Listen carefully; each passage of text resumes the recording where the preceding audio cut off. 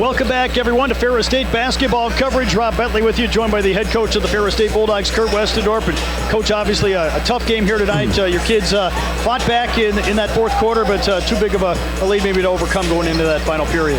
Yeah, we were talking about, much like the Northwood game, when we had that kind of advantage in the locker room. The team that goes on the first run in the second half is going to control the game.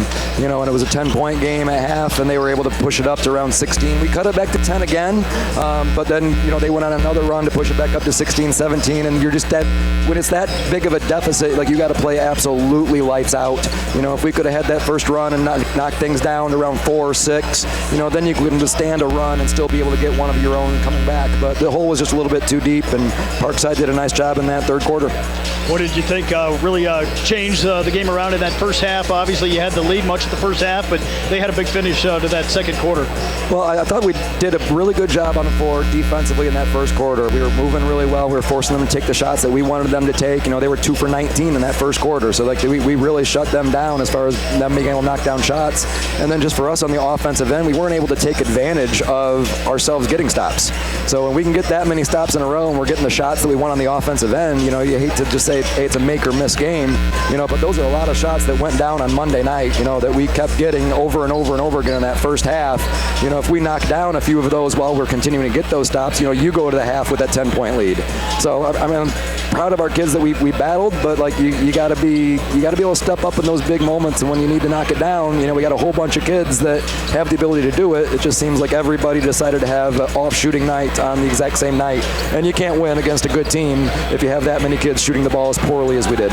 Obviously, they had a lot of weapons on the offensive end, led by Plockelman and Nilsson, and certainly a lot of veteran experience on the Parkside side as well. Yeah, Plockelman did a nice job. She did a nice job in that second half, really taking it to us in the paint. Being 8 for 12, she was really efficient. I think we did a relatively okay job on Nelson. She got 12. We made her work for it. She had 6 turnovers. So we were making sure that she couldn't completely go off on us, but she does a nice job of moving and setting screens, and they kind of found the player that they wanted to go at. And then we defensively, we broke down because their Sheridan Flogger, their young kid, had a nice game too when she got really aggressive.